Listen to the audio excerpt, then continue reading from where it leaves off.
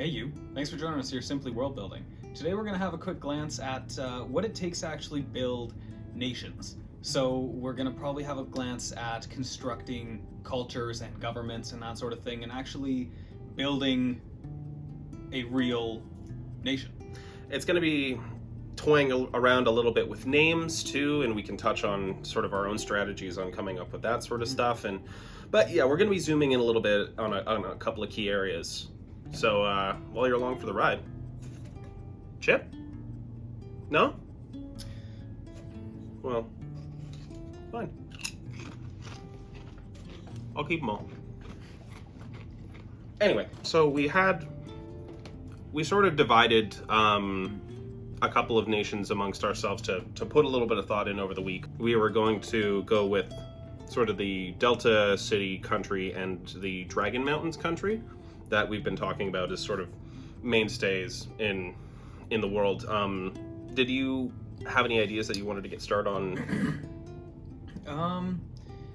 Not immediately. I would like to throw out there that as far as like for naming things, cities or countries or whatever, first off, a lot of cities, especially cities or towns, really have boring naming conventions. Oh, yeah. And that's something that you don't really think about, because in fantasy, you want to go for crazy, otherworldly names, but the really realistic ones are... like, if you look at, like, England or something like that, there's so many, like...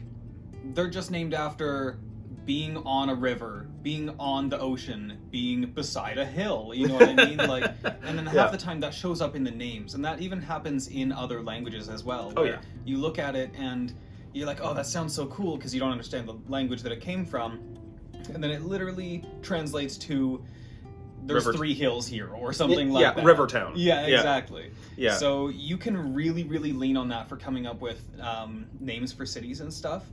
So let's say that if you're taking a glance down at the River Delta section here, if you were to be inspired in your world by, like, if you want to have kind of like Greek flavorings, for instance, for an area, you can translate something that city sort of represents or is defined by into Greek, and then just change it slightly to make it not just literally like the word, but then it'll still have that kind of flavoring after you're done moving things around of sounding Greek and kind of leaning into as well, and giving the feeling of like Greek energy, you know what I mean? Yeah, I do that all the time. Honestly, like Google Translate, not good for translating. Not at all. It's a bad time. Yeah. I've literally had moments where I'll type in like mountain and then land. And then mountain land, and they're different things. And I'm like, wait. And I'm sure that might actually be a thing in that language, but it feels very inconsistent for what it actually spits out at you. But the best part about it is that's totally not a problem for this sort of method. You can just like you were saying, you're basically extracting the sound of a language. Yeah, totally. Yeah. And so even if it's technically gibberish, it'll have the gibberish flavor of the language that you're trying to emulate. Yeah, exactly. I've done that countless times on stuff I wanted to just make sense. Like if you just go with like Dwarven and stuff like that, you can just be like, I don't know, like something maybe like Gaelic, or if you go with if you want to have a little bit more Viking-y sort of feel to it, easy peasy. That's normally what I end up going with, is I'll do like either sort of like an Icelandic or Norwegian and start to throw that stuff around. So yeah, other languages and getting the feeling, it's a really good way to do that. It does not have to be all that complicated when it comes to naming things, because half the time it's what you can see from the city, or it's named after the person that founded the city or something like that. And you can, like, obviously with like capitals and stuff like that, that tends to be where they do have more unique names. But oftentimes it comes from something that's less deep than you may think. But for capital cities, or any city really for that matter, if you have a cool idea, chalk it in. But don't feel too much pressure about naming conventions, because really it does sometimes just come from big rock, slow creek. You know, it's not It's not that. The world I made is another great example, and it was such a lazy version. But the world I made for our Dungeons and Dragons campaign is called Desterra, Desterra, and I just used Des as in destiny and Terra as in land, meaning land of destiny. And that's just like, I thought it was like, well, that's kind of what it is. If all these, if you know, players or heroes are going to show up here, that's what it is. And so, just simple like that. Same thing with, like, I made a place called Crest Bridge. There's a bridge and a cliff. Congratulations, you've come up with the name. Yeah. Bam, you're there. Yeah. You know, if you- worse is I'm just now putting this together and I'm part of your campaign. Yeah, exactly.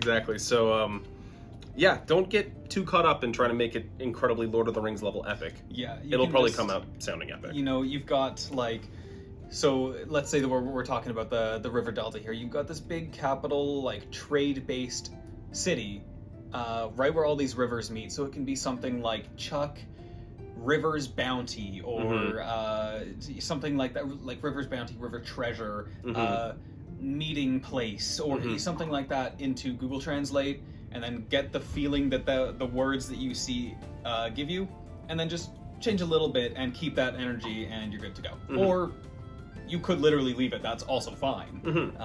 But it makes it a little bit more unique if you change things around and add a spin to it as well, instead of just taking a Google translated word, especially because, as you said, Google Translate, not always reliable. So you Yeah, don't want to exactly. end up finding out afterwards that it does not mean what you thought it meant. Yeah, no kidding. Like, I'm sure that would be awkward in some instances. Yeah.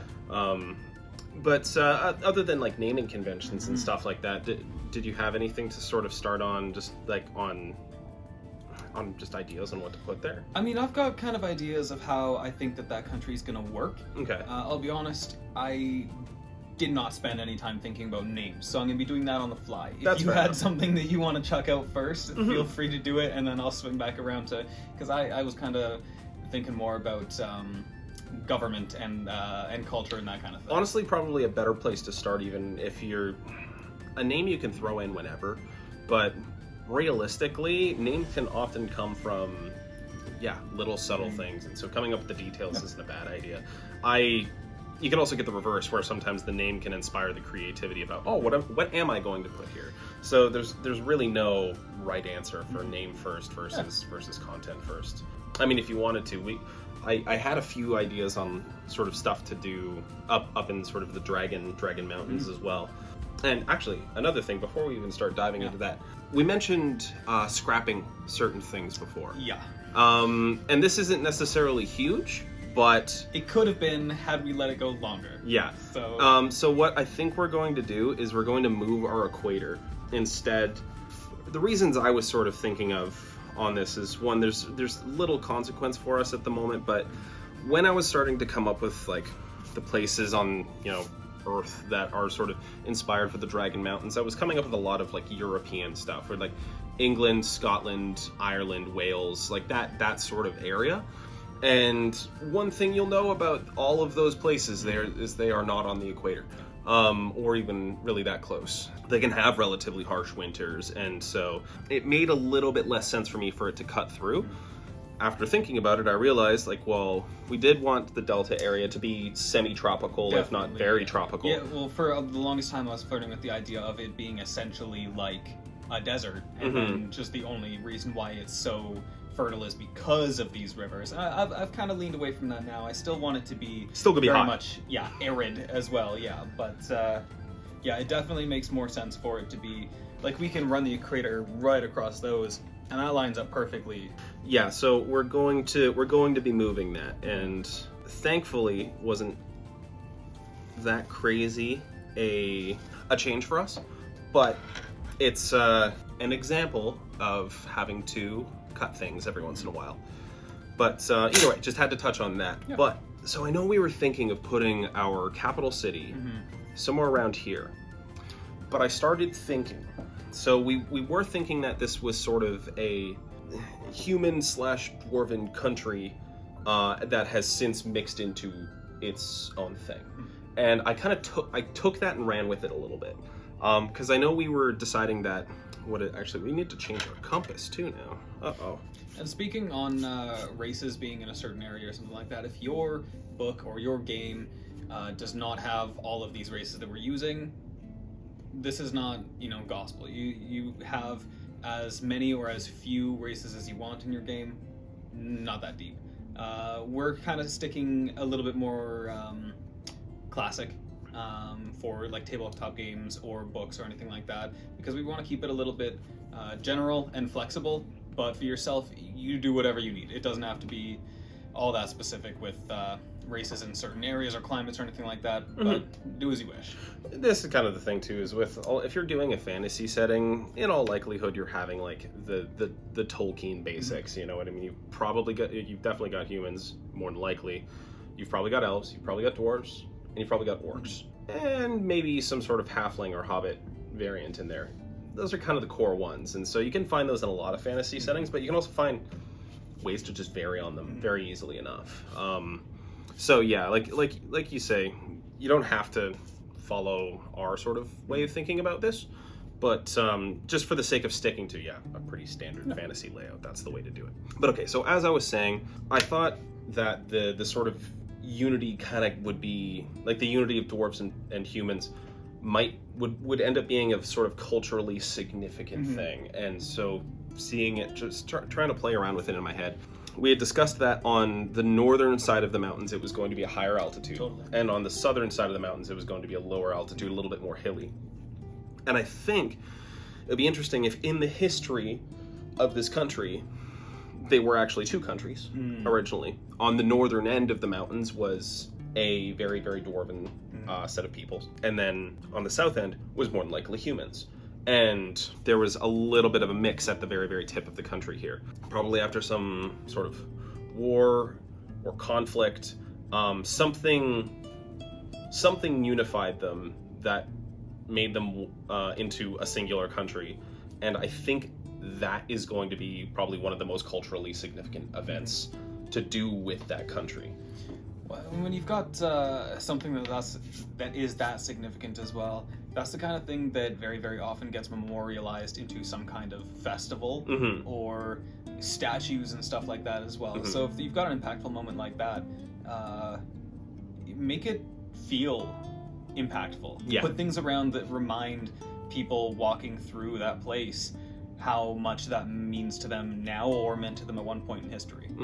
No, it's absolutely, like, I mean, just look at like Christmas, for example. Just around where we're from, just it's impossible to avoid it any time you walk around. And so having a sort of festival is a great example, or even just like statues to do with sort of people and stuff like that. Like, remind your players or readers of that significant event, if it is that significant, because if they can't really see evidence for it anywhere, it's gonna just completely feel kind of foreign to the readers, the players, the world. It's all exposition and notion.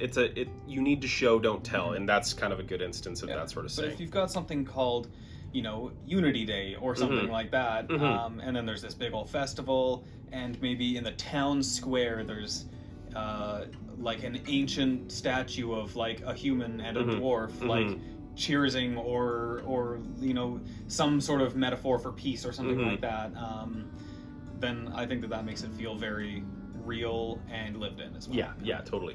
What I was thinking is, I think initially, what if we had two very major cities that used to be the capital of each country? And so right here would make a lot of sense to me for the dwarves, the place we were originally thinking. And then maybe have another one of the human cities somewhere on this side. But I think the meeting point in between at the tip of the country is probably the best place to put a capital, because it is where the unity actually happened. More than likely, if they were going to be doing any peace talks, it wasn't in the middle of the mountains. It was probably up where their territory mixed. And so they may have picked a sort of strategic point at some point in history that, as a city, represented the split between them both unifying. And so I think putting the capital city somewhere in this area up here. Sure, why don't we'll plunk it down maybe next to the river or something like that. A lot of like, if you've got a river somewhere, there's probably going to be settlements along it, because that is your best access to, first off, fresh water, and things like cleaning your clothes, or dumping your sewage, or wild animals coming around, so there's a food source, stuff like that. So I think it makes sense to plunk it along the river, right where those old borders may have used to be. One place that might be pretty good is here as well, because it also puts it relatively close to the ocean. Yeah. So yeah, let's put it somewhere in this sort of area here. We'll just put a little X so that we have that established. And I thought that was going to be, just kind of something that signifies their joining. Now, when it came down to the sort of, I came up with a tad of lore behind the whole thing. I had the idea I feel like I like the idea of these people sort of having, I don't have necessarily a good word for it, but we wanted this place to be like a monarchy. Yeah. In contrast to Delta. And so they had to have some sort of royal bloodline that was a through line that made it so their bloodline had to be like quote unquote holy for some reason. And I think what it would obviously be the king that sort of unified them. And at this point they're gonna hit like a demigod level, just via storytelling and stuff like that. Like, they're just such a significant figure.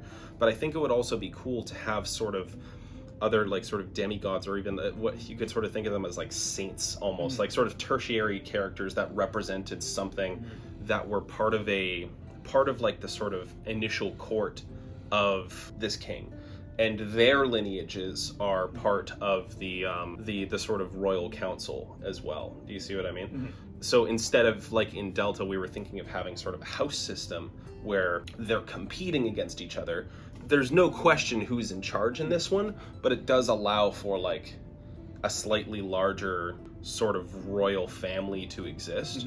And it would also be it would be interesting to have them sort of represent some things, and maybe have like little cities or towns that sort of revere this specific one and what they represent. And I spitballed a few ideas on that, but that was kind of the ideas. Yeah, you have the mainline king, and he also has these sort of like other bloodlines that are sort of considered descended from people who are significant to this event. Just for my clarity, like these other bloodlines, are they like, so are the children of these people getting their great grandfather's like job, or is it just kind of like these are maybe like celebrity type people, or like how does that kind of work? Like, are they still in the court because of?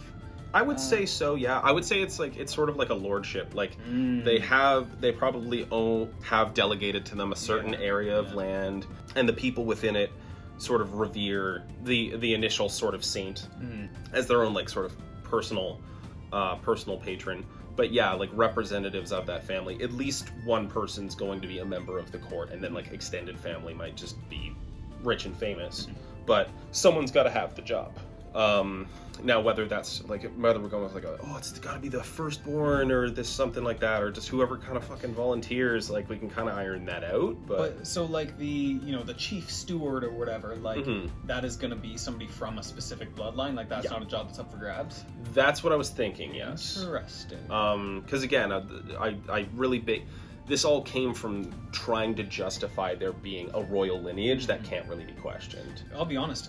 That would suck to live in. Imagine being the king, and then like you just got all these people that are like nepotism babies into the job, and they just suck to work with. But like that's who you got for the next like 65 years. Yeah, that's miserable. Yeah, well, this is the thing: is they're probably relatively large families, so you probably have you have people to choose from. So it's not like a saint gave birth to singular baby. Yeah, gave birth. It's not a single line. It's probably large families that are.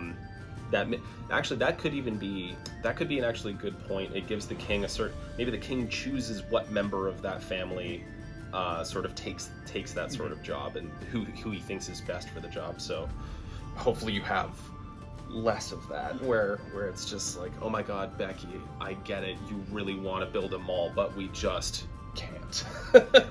But yeah, so that was kind of how I was thinking the governmental system of this place would work. It's got the royal bloodline, and it's got these sort of these sort of saints or whatever Mm-hmm. that they're sort of, they sort of act like demigods in a sort of way in the culture and how they view it, and they just try and take after like the specific aspects of this person, like if they're the patron saint of the hunt or something like that, like that's something that little area of the country would like really lean into. The patron saint of fixing the economy. Oh god, we need one of those. So that was sort of what I thought for governmental system. You said you were thinking a lot about that here. So what were you sort of thinking for that area? I pictured it as having either 5 or 7, specifically an odd number of houses. That make up in the capital sort of like a council. Yes. That all has to work together in order to run the city efficiently, effectively, and as well as like being able to represent the needs of certain people that are around the country, and that these houses would actually, like, one house is in control of and has been for centuries or whatever, other towns, other cities that are in this country. And then they kind of send representatives or whatever to the capital to like represent their house in the government there. And that while the house will always be in charge of their city, they also will have sort of a like a rotating seat for their role in the actual like government based in the capital and the like, member country. of council. So like let's say that you've got like a city right over here, and they have always ruled there, and then 10 years ago they had elected a member that was the chief of agriculture or whatever like that. Maybe the next time around, like they get taken out of the seat of agriculture, and then they end up having a representative like be in charge of, you know, reforming the coinage or whatever instead, and like somebody else, one of the other houses, has taken over the agriculture thing, and that is kind of based on who is qualified and who the people see as being able to offer the most to those roles. So that those roles would be, I haven't quite decided on how I want it to be. I want it to be very like democracy adjacent, like republic, where the people they're elected. The people get to elect certain people to certain positions, but then also there's a certain amount of decision making for putting people into certain positions that comes from those houses as well. If that makes sense. You get elected to be put in the house, but the house figures out how to organize itself. Or maybe like you, like as a citizen, get to nominate the house that is in charge of a certain role, but the house itself gets to decide who is the most qualified amongst them to actually take that seat in the capital there. Or something along those lines. Totally. But I wanted to have like a certain set of either like 5 or 7 roles that are kind of rotated between all these houses. Totally. And that like this all has some level of actual like say from the people. And so also all of these people, there's always an odd number of council members, aka houses. Because when it comes down to a critical thing, they will all need to take a vote amongst them as well. And there needs to be a tiebreaker. There needs to be a tiebreaker. Fair enough, So you will always have 3-4 and 2 against, or 4 against and 3-4. Okay, 3-4 is actually really... I didn't consider that. You always have 1, 2, and 3, 4. Yes. No. You know what I mean, though? So they can't, absolutely. like, just stalemate each other out. There will always be a yes or a no answer to some sort of major decision-making junction. It leads to like a level, almost a kind of a level of efficiency in terms of a crisis. It's like, well, it's There being will put be. through. Exactly. I think it would also kind of be interesting, especially, I like the idea, I like the higher number of 7, I think, a little bit more. I do too. Shit's complicated, and so you need a lot of people. I was just only struggling to find 7 things that immediately jump out in my head as needing a specific council member for. I feel like 5 is really easy. But 7, you got to find an extra 2 things, like, you know, you've got agriculture. I think that the economist is important. So you got money, food, war. There could be easily one for like the arts. I feel like you could replace war with inter-country relations. That was what I was actually thinking for the 5th one. I feel like you could have military, like and military, then military is fine, and then you have one that's like inter-country relations and like stuff the like that. Diplomat one. Exactly. Absolutely. So 2 more, because I do like the idea of there being 7. I originally envisioned it as being 7, but then I was kind of struggling to come up with like what would be the other 2 as well. I mean, you could do like infrastructure. I was actually just gonna say, yeah, like housing and infrastructure.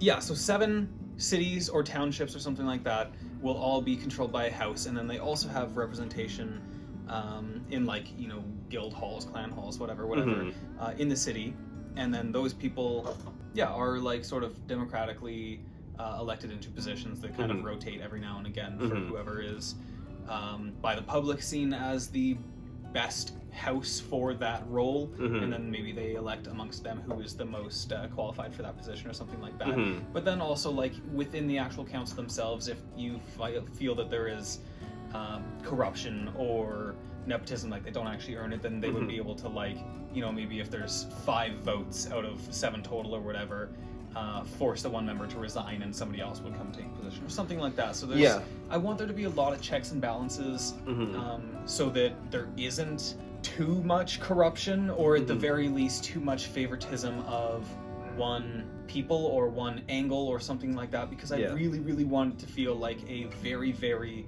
dynamic and multicultural and like shifting like tapestry of different cultures and peoples and stuff like that. So I really like the idea of the government also being very shifting and dynamic and able to fight corruption. That is not to say that they are free of corruption, but at least there's checks in place. There's stuff to figure it out. Yeah, totally. Yeah, I do like that idea. I was also going to mention, I think it might be kind of interesting. Another reason I liked the 7 is I kind of like the idea of maybe 2 or 3 of them kind of fighting to keep the role they have, and they really like to specialize in that niche, whereas maybe the other ones kind of don't care as much. But with having a few more, it allows us to add a little bit more personality rather than 5. I was thinking that, like, especially for certain roles, like there's probably one city in there that is just the food making capital of this country.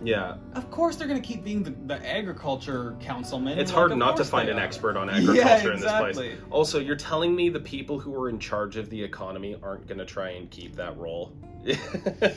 But either way, like, you know, if they can't get too carried away with being shitty, right? Yeah. If all of a sudden they piss off 5 council members and then they're booted. Yeah, exactly. So it's like, you still have to do your job. It's just, I do like the idea that some of them are a little more stuck in their ways on really it's like Snape always wanting to be the professor of the dark arts, but he wasn't allowed. And I like the idea of a house, like, they've been the farmers for like 4 generations worth, and then all of a sudden they get moved, and they're like, what do you mean? They're now the like council member of making sure that the sewers are working fine. They're like, oh man, damn it, this isn't what I wanted. I don't know anything about this. But it gives you the ability to add like a little bit of a specific personality to a house, which could be kind of cool. There's always fun storylines too, with like,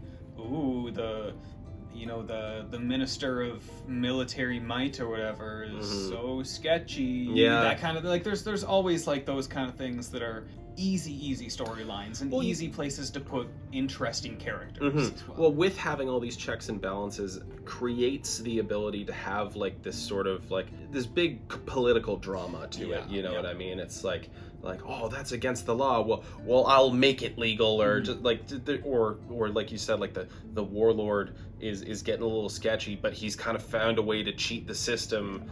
And like little things like that can be so interesting. And again, like that's a walking plot hook for a character or a player. On a dime, like, depending on how you want to sort of play out this city in your book or game, you can have it be that, like, maybe one of the ministers does just have a chokehold on the rest of them, be it like they were the minister of finances or something like that, and they were paying off a few of them, or like threatening to bankrupt another one or something like that. The military minister guy just got like accidentally way too powerful really fast. Nobody saw it coming, and now he's like able to blackmail and threaten them or something like that. Totally. So you can easily have like a villain or something like that be in this position to just chokehold the seats of power, and somebody has to be able to. But it's not dramatic if those checks and balances aren't there. Exactly. If he just does that, then it's like, oh well, somehow Palpatine returned.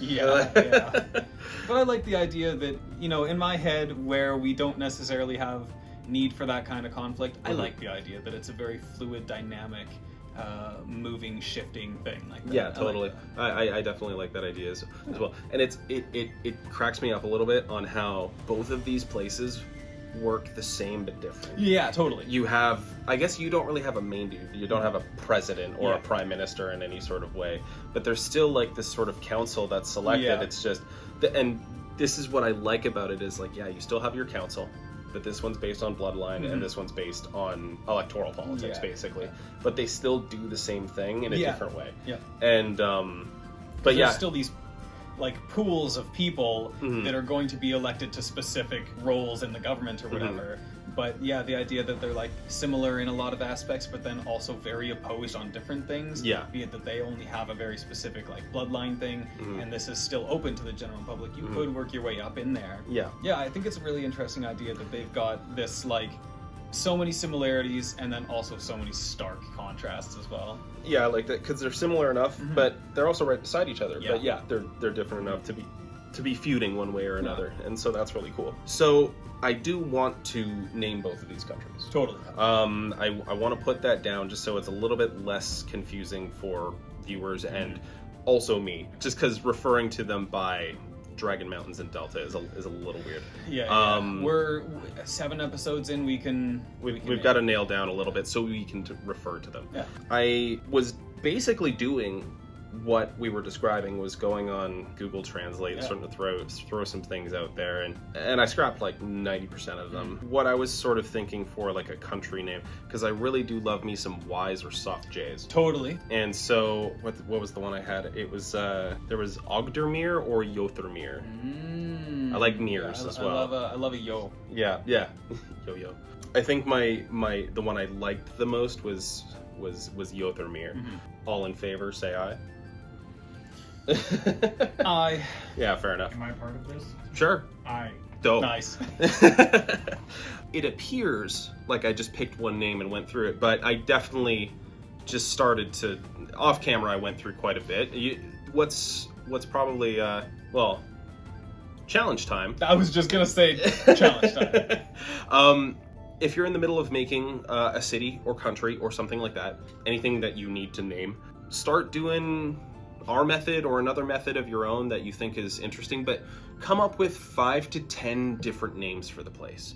Some of the things I typed into just various different languages all over the place. I don't think what I came up with actually means anything. I just took a lot of sounds I liked in this case, but things I did look up to try and get an idea was I started looking up mountain land.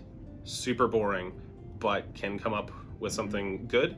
It didn't, but it can. So I did like mountain land. I did land under the mountains. I did, let's see, what else did I do? I did green hills. Actually looked up dwarf, but turns out dwarf is just actually its own word in a lot of languages.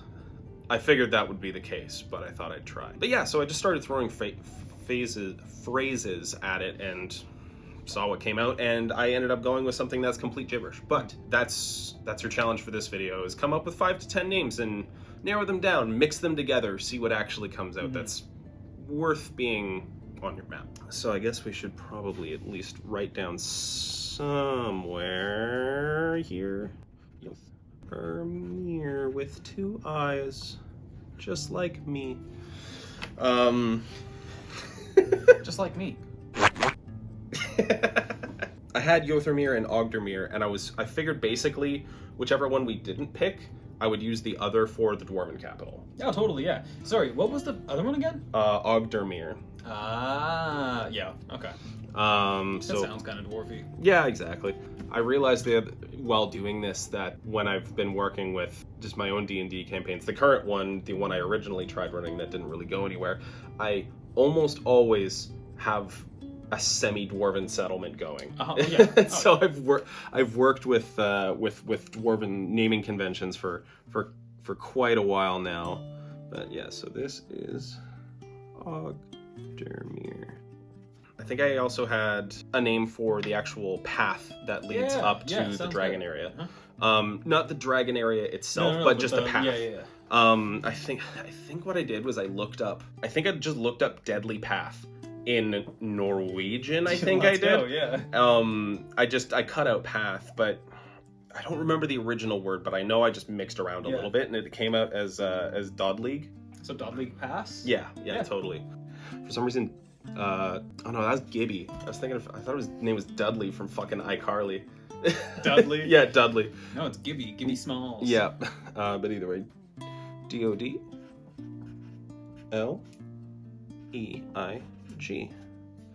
is how I'm spelling it, and you can't tell me I spelled it wrong because it's my word now. You got it? Anyway, for Jotunheim, yeah, is that the entire country as a whole? Yes. Okay. That's what I was thinking at least. But it doesn't necessarily have to be. It is a very dwarven sounding for a place that's supposed to be kind of mixed. Although I was using the same language base for the other side as well. So I guess they would end up kind of sounding similar anyway. Well, they can just be kind of Scandinavian-esque people. Yeah.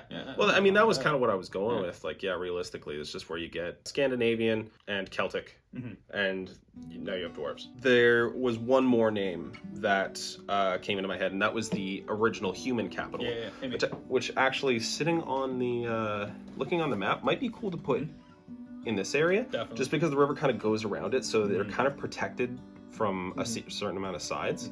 And that was... I think that was Green Hill. Yeah. Green Hill's zone. Green Hill zone, yeah. It was I'm not sure if if I mixed it around, so these might not be the actual words, but it was like Gronhoid, which came out to Green Hill, I think. I'm probably also butchering pronunciation, but again, these aren't real words. I'm just using real words to make fake words. But yeah, so that was sort of what I thought name-wise on the original human settlement. So I think for names, that was pretty well what I came up with. But I figured we need to come up with something for the capital. But I figured that would be something that would need a little bit more thought put into it. So, Kingdom of Jotunheim?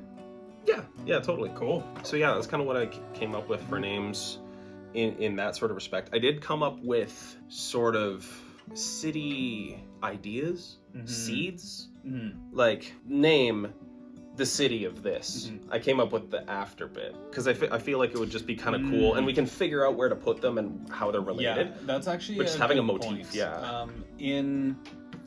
It's a good idea to, even if it doesn't actually have any real world language that it's based on, having like a prefix or a suffix that kind of means like city of or something like that, like you said, is a really, really good idea, because that is a real thing that you can see like around the world, where things will have either a base or an ending of a word that kind of just means, like city of whatever or something like that.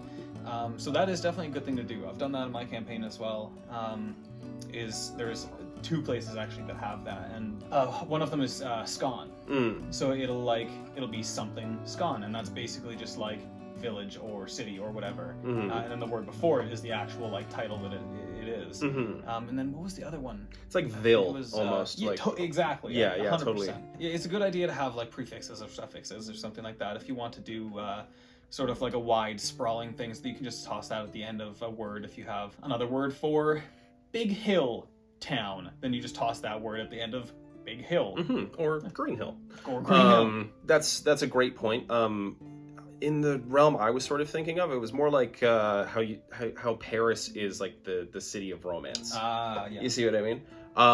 I came up with the City of Stone, because again, it's a dwarven thing, and also we were mentioning that like mountainous mining is probably going to be a huge thing. It's a dwarven place. That's going to be the thing. Yeah. And so having a place that has like it's carved out of a mountain or something like that as a motif would be cool. When I was going with Gronhoid or Green Hill, I was trying to think of, I was like, is there other words for green?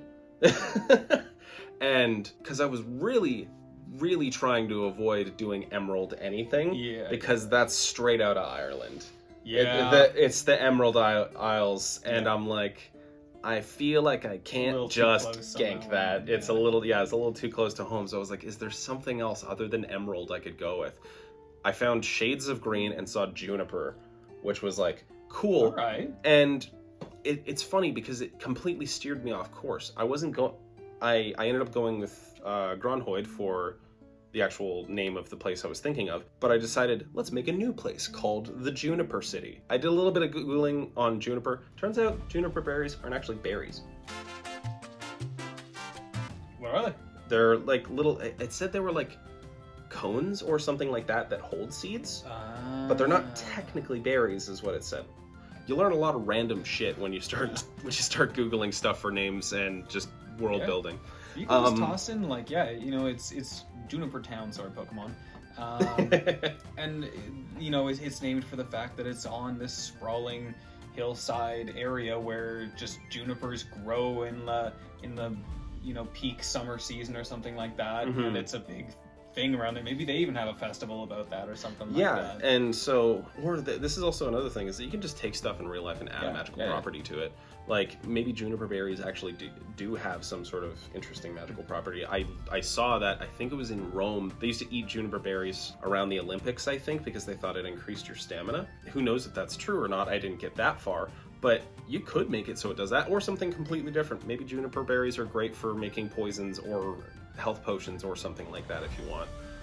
But you can always just throw a magical property into something that exists in real life as well. But yeah, so there was the Juniper City. I've neglected to mention anything about griffins up till now.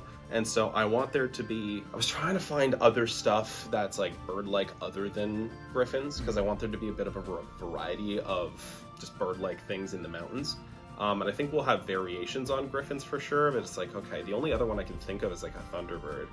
It could be the City of Griffins, but if I do manage to come up with other cool monsters that might be sort of tameable or just frequent in the area, it could just be the City of Feathers. Yeah, totally. Which sounds cooler, but you have to kind of follow through on it. And then another one I came up with was the City of Golems, which could be fucking cool.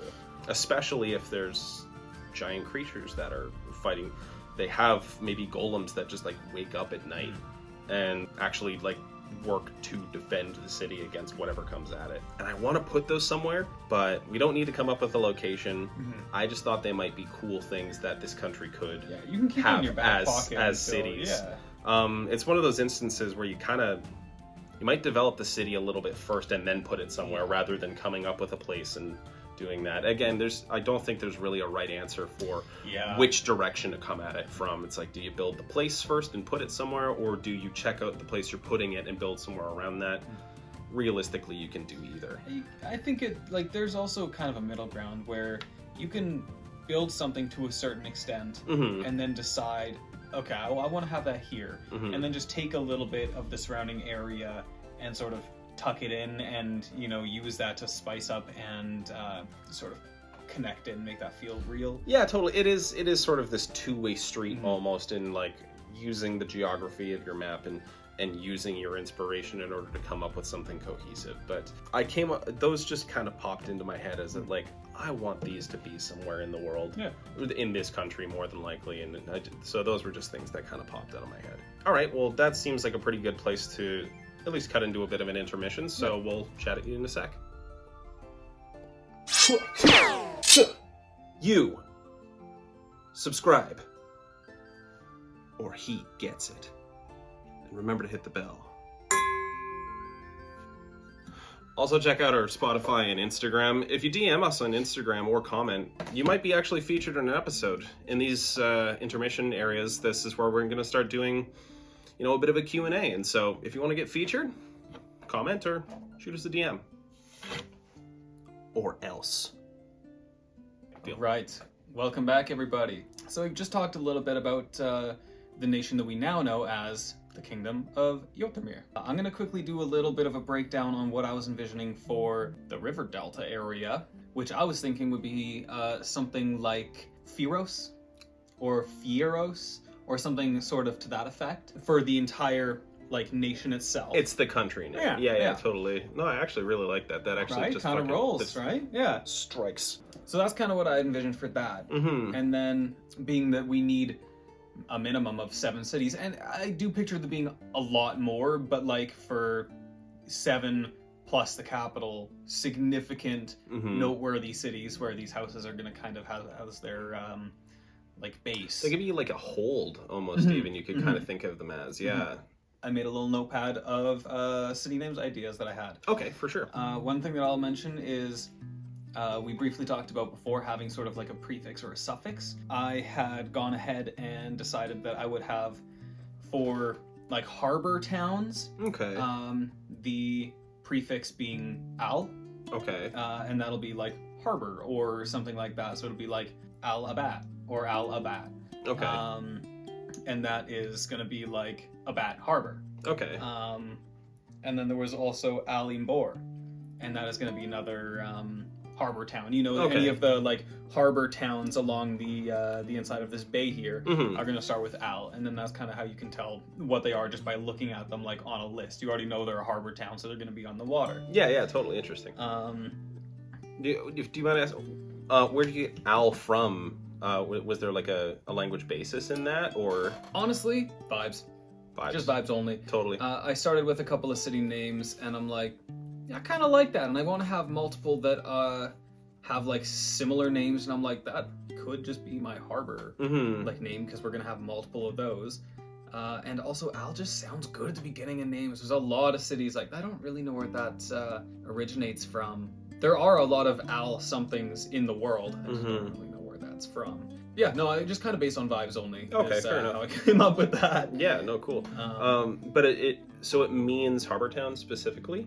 Yeah, it's gonna be essentially like it means harbor. So you know, like if it's Al Imbor, for instance, then that is Imbor Harbor. Mm-hmm.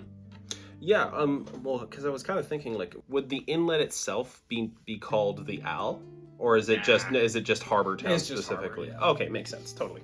Yeah, I didn't even think about what I would call the bay itself. Come up with that at another point. But No, I that's guess fair it enough. also could be like the Bay of Fieros. Mm-hmm. Yeah, I mean that's Right. easy enough. Yeah. Yeah, I like Fieros. Yeah, exactly. Yeah, I like the Guy Fieros. Yeah. Yeah, totally. But okay, yeah, I was just more clarifying. I was like, okay, is there like why is that? But yeah, totally, no, makes sense. Yeah, just a prefix suffix thing. And, yeah, I didn't think all too deep on it. No, that's fair It's a enough. vibe. And then also for the non-harbor town, and there's going to be a couple more. Those are just some Yeah. of the significant ones that I come up with. Mm-hmm, mm-hmm. But for moving on the inland, Mm-hmm. there's going to be a lot of cities kind of tucked in, because basically, like, the way that River Delta here is going to be is there's, like, so much fertile land all over the place Mm-hmm. that you can toss it down anywhere, and yet you're still going to find that they're going to be close to the rivers, Mm-hmm. although not right on the rivers, because I assume that there's going to be probably not insignificant risk of flooding. Seasonal ups and downs, especially being so close to to what would be they're glacier-fed rivers. Yeah. So they're going to have high levels of variation. Which is another thing. I kind of also envision having, like, they know about this. They've been here for a while. They figured it out that this floods every 4 years or 6 years, like, or sometimes if there's just a bad season, it floods. So I think that something you're going to kind of commonly see is some level of, like, flood protection. And whether that's just, like, wherever the city starts, there's just a big-ass, like... Dike? Yeah. I mean, I was going to say weir, but I think that that's, like, I don't think that's right. Anyway, like, some sort of, like, flood Like some protection. sort of, like, mesa. No. yeah. But some level of, like, flood protection. Yeah, totally.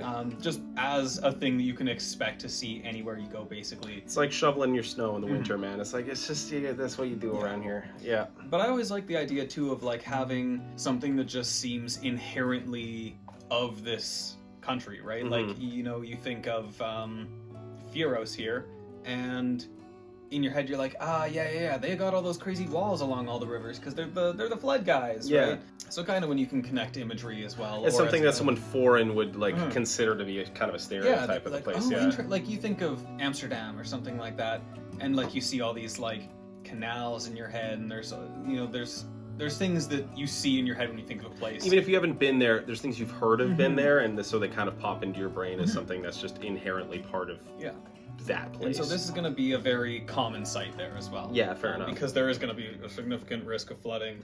Yeah, no kidding. Just thinking about how rivers like typically work.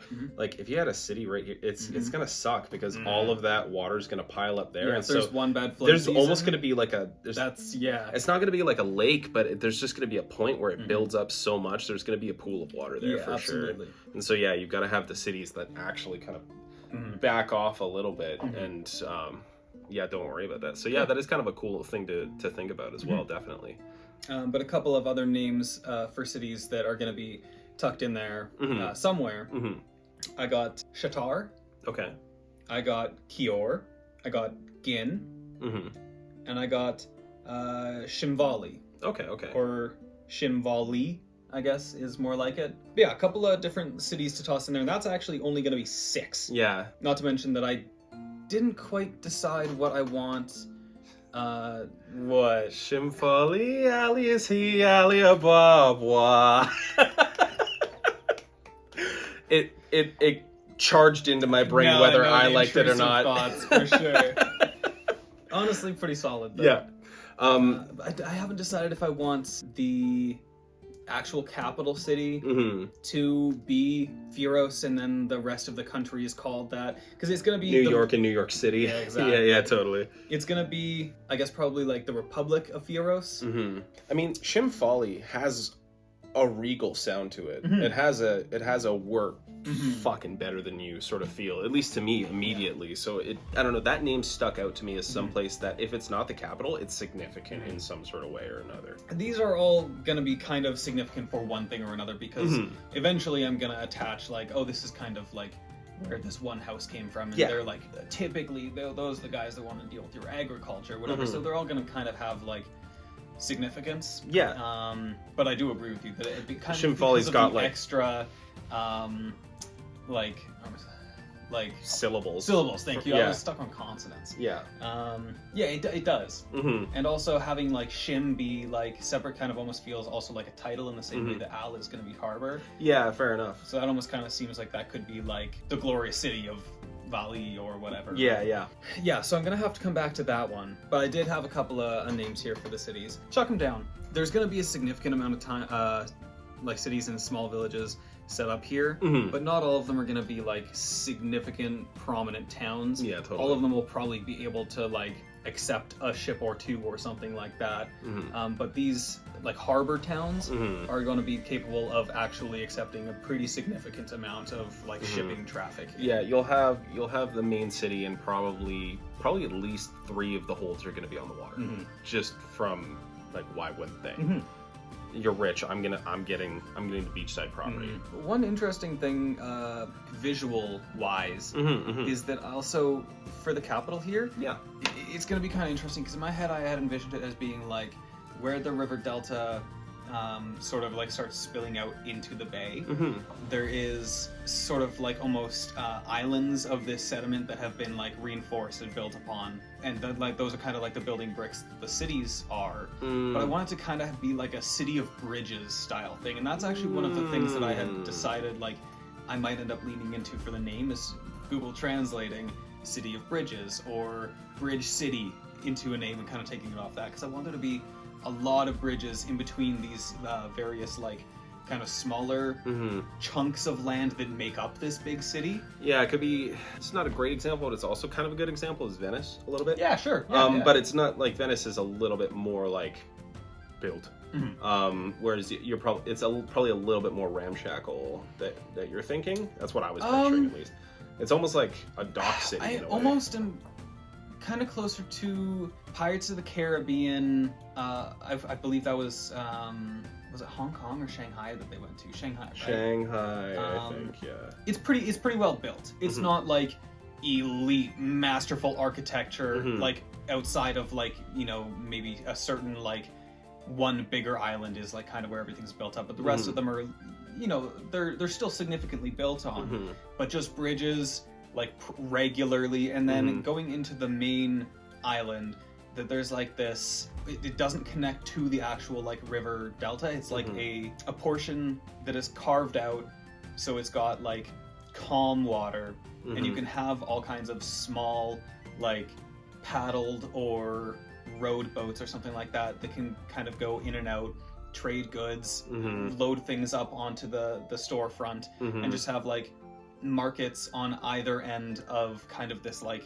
relaxed inlet where you'll see like a lot of regular very, very small boats coming in and out, selling goods, trading goods, loading goods into storefronts and things like that, and then colorful canopy market stall buildings, things like that. Yeah, totally. So yeah, it's kind of going to be like the water's going. It's going to be an intense river, but yeah, then it spreads out. So it's not a delta in the way that it's a river that goes into the water. It's a delta in the fact that the water disperses into a wide area. Yeah, and so it ends up being this sort of weird sediment pile. And so yeah, people have built into it to a certain degree. So you're also sort of picturing a certain area that's like basically maintained to be the entrance into this area. So there's like a level of water outflow, but it's calm enough where you can bring a vessel in easily enough. Well, so let's say for instance that like, okay, you've got this, right? Okay. And all the water is coming around, like this is the direction the water is going in this. Yeah, so it's right? coming out so there, it's going out that way.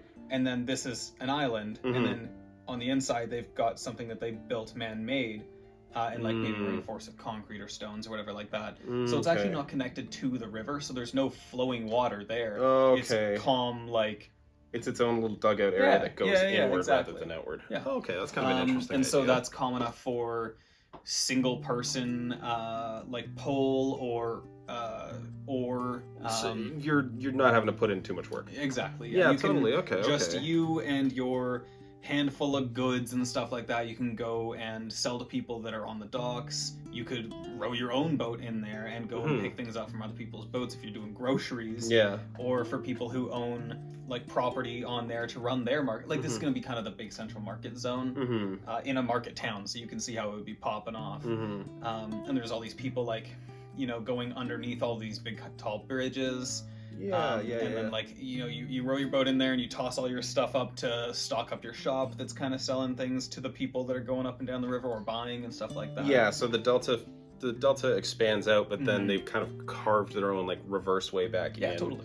Yeah, that's actually a really interesting idea. I do really like that. And so yeah, obviously it's going to have to be like kind of built and reinforced so that the delta itself doesn't wash that way. Yeah, because with deltas there's a like they're built of sediment. Yeah. But the thing about sediment is that it also gets washed away. Yeah. So in order to build on a delta, you gotta have to reinforce that somehow. And so I think that like not all of the sediment collections in this delta are actually built on and reinforced. A lot of them could just be like half-assed farmland or whatever. Like people toss down like a shack or something like that over here and then plop down some fences and they're like, yeah, this is good for the next 20 years and then after that we'll see.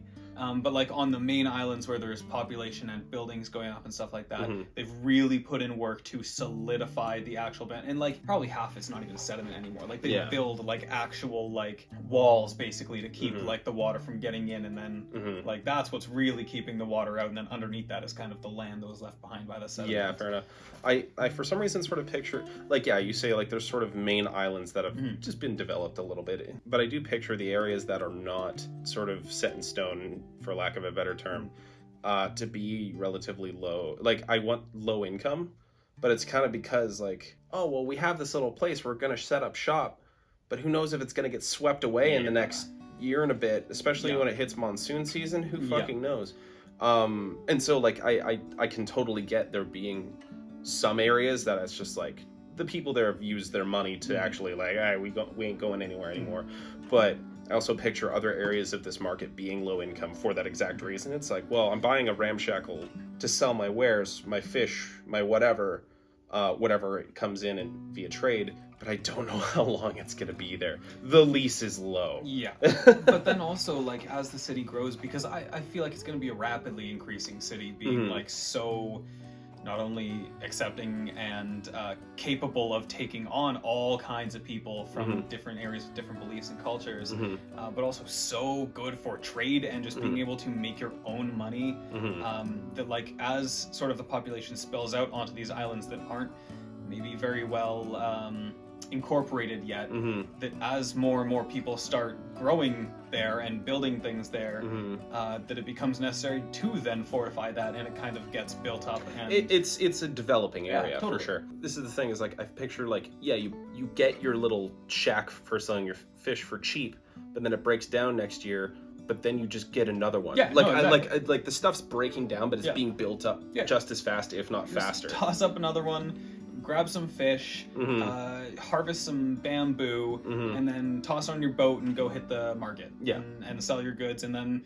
boom, worst case scenario, you just made enough money that day to build another shack. If the floods come, you're all good. Yeah, so it's such a, I do like that. That's such an interesting area. It's like, it's this market, and there's these sort of well-established, like probably a few generation old sort of shops and everything like that are built on the blood, sweat, and tears of the people who made them, and so they stick around and make sure they stick around.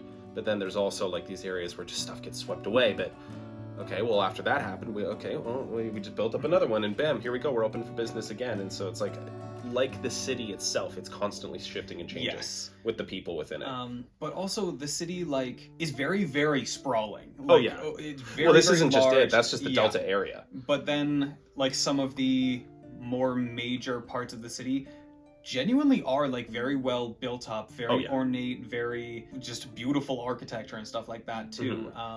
Because they've been made permanent, that stuff they're on land, is good to go. But then as the further away you get, the less money and time has been put into making sure that these things are permanent, because nobody lives there yet. But then as more and more people start kind of going out and putting down plots there or whatever, then they start worrying about, okay, let's build a couple of bridges, let's start building up the walls or whatever to keep the floods from knocking this down or whatever. It's time to incorporate this into the city. Yeah, we're at the current date, it would be in sort of this halfway state where there's some places that are out on the delta where the sediment runs by, but it's about as permanent as it can possibly get. But also there's still developing areas. And I really like that. And just the visual of going under the bridges and stuff like that. It's just so cool. Yeah, so that's the city of bridges. Yeah, that's fucking sick. No, I love that. And then that's just that's such an awesome visual, especially I just want to be there. No, I know, I know, me too. It's I was gonna be thinking sunny. about that. I'm like, that sounds nice. The water's probably gonna be really nice this time of year. Let's go there. That's gonna be great. No sewage. Yeah, fucking Yothermere is gonna be cold as shit. Yeah. Oh man, I go down. I live in Yothermere, but I actually. What do we haven't named, so it's the City of Bridges, but we don't have a name yet, technically. Don't have a name for the capital city yet. Yeah. Sorry, I forgot. We didn't write. Spell it so it's there. Ooh, it's a PH? It's a PH. It's a PHY? Oh my gosh, that's genius. But yeah, I live in Yothermere, but I go down to Fieros for the winter. Yeah, all the snowbirds are vacationing. Yeah. Down to Fieros, it sounds... the Florida of our world. Yeah, going to Porto Fieros. Yeah, Porto Fieros, and the new Disney World they just built up down there. Yeah, exactly. It's not quite as good as the Disneyland over in the other continent, but it's what we got. It's pretty good, and it's a little cheaper, so you know what, we got to do it. That's awesome. And yeah, you got a few names, but we'll have to start marking down a few city areas and stuff like that. But that might be a good place to call it for this episode, unless you want to put down a couple X's. Let's toss down a couple X's. Let's do a couple X's. Okay. There's gonna be a town from the other country right there. Yes, that is 100%. Because we decided the border was kind of like this little tip for whatever reason is belonging to them. I can't decide if I like it being here more. Or over here on this sort of out stretch. Like we said, there's going to be probably 3 different holds. Why not both? Okay, so let's pop down one bad boy over here. Let's pop one bad boy out over here. Yep. And let's nestle a couple of these guys over in the rivers as well here. Right there. I was looking there too. Over here. Yeah. All right. Well, it's a place now. It's canon. Well, we got some cities down. We got a little bit of the culture, a little bit of the feeling of the language, a little bit of the lore of these places, and it's just going to be more expanding from here. We'll see what we'll see what we come up with over the week to See kind what of the bring to next you game guys. brings us. Yeah, exactly. So All right. thank you for tuning in, and we'll talk to you See you again next soon. time.